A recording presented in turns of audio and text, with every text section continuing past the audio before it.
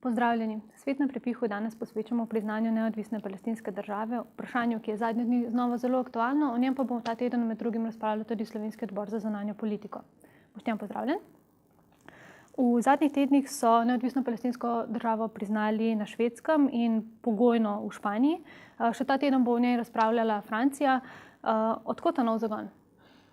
Najprej bi povedal, da je Palestino do zdaj priznal na tako drugačen način, ne gre za enotno priznanje v različnih oblikah, mislim, da 136 držav. Ne? In to ni nek blazno nov fenomen.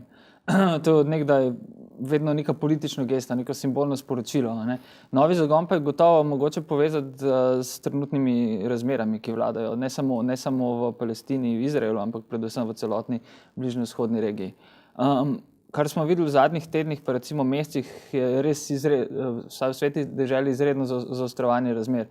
Izraelska država z vsemi, ampak dobesedno z vsemi sredstvi krepi pritisk na Palestince, ne samo v Gazi po poletnem bombardiranju, ampak predvsem tudi seveda na Zahodnem bregu in kot se zdaj kaže v nevralgični točki celotne zgodbe v vzhodnem Jeruzalemu. V vzhodnem Jeruzalemu, odkoder je iz dneva v dan pregnanih toliko in toliko novih Palestincev, ki praktično nimajo več nobenih pravic.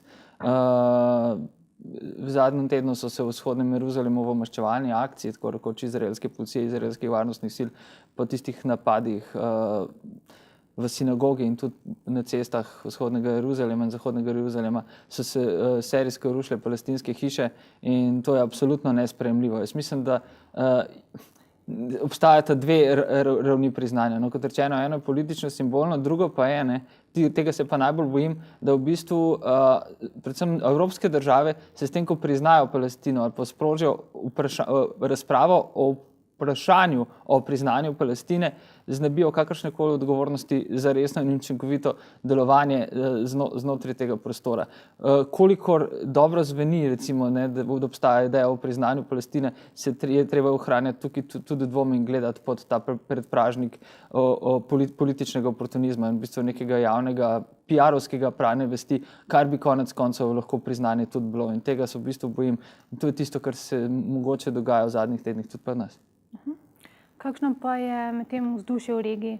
Po zadnjem zaostrovanju med Izraelom in Gazo si recimo dejal, da so posledice arabske pomladi močno načele možnosti za palestinsko neodvisnost. Ne dobesedno tako.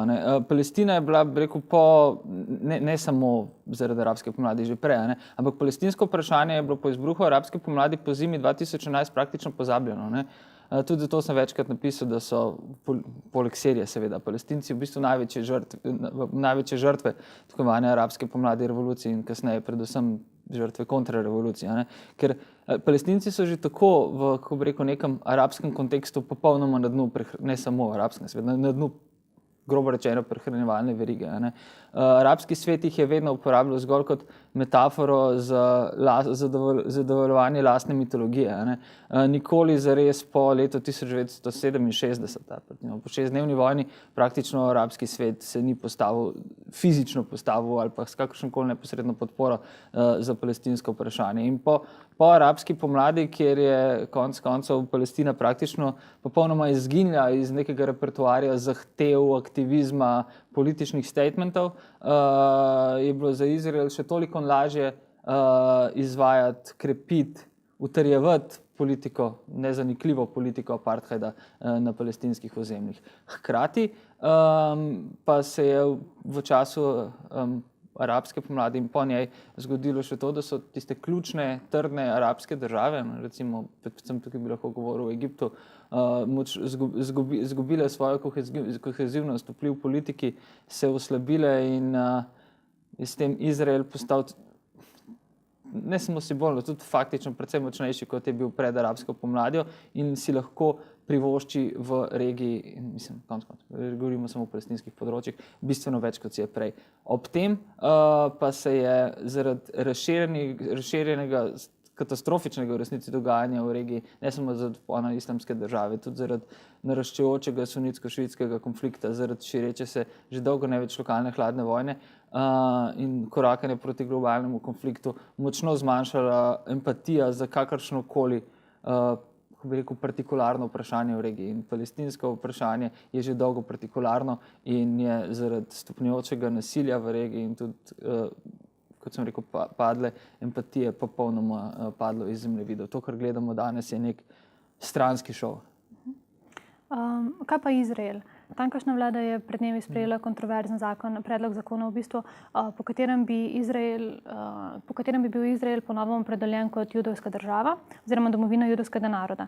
Kaj to pomeni za tam živeče Arabce in za priznanje neodvisne Palestine? To je samo legitimiziranje znotraj seveda Kneseta in vlade že obstoječega stanja. Izrael je globoko razdeljena družba in Palestinci so v najboljšem primeru arabski Izraelci drugorazredni državljani. S tem postajajo de facto tretjerazredni in to, kot rečeno, utrjuje obstoječe stanje. To je na nek način, tako kot na drugi strani, kaj drugega, samo simbolna poteza, ki ne počne ničesar novega. Ob eni strani je pa treba seveda povedati, da je to tudi simbolni konec kakršnega koli upanja na tako varno rešitev dveh držav. Ta je dokončno pokopana. Bila je seveda skoraj nepovratno pokopana že kar nekaj časa nazaj. Oslo je pozabljeno, vse je pozabljeno. Zdaj je pa to pač, bi rekel, zabetonirano, da tako ostane. Palestinci bodo v naslednjih tednih, mesecih dobivali več priznanj, kot so ga dobivali v zadnjih letih. Nikakor pa ne bodo dobivali več ozemlja, države, vode, svobode, tistega, kar najbolj potrebujejo. Če gremo za koneček k Sloveniji, zdi se, da je zamisli priznanja palestinske neodvisnosti vse bolj naklonjena tudi naša država. Poziv in podporo priznanju so zadnje dni izrazile politične stranke. Če gre soditi po naši revoltirani anketi, je naklonjena tudi javnost. Misliš, da bo Slovenija podprla palestinsko državnost? Želim si, da bi to naredila. Hkrati pa si želim, da to ne bi bila izjema, ki potrjuje pravilo. Pravilo je, da je Slovenija država brez zunanje politike. Ali bi Slovenija z morebitnim priznanjem palestinske države ogrozila svoj odnos z Izraelom in ZDA? Ne. Hvala, Boštjan. Okay.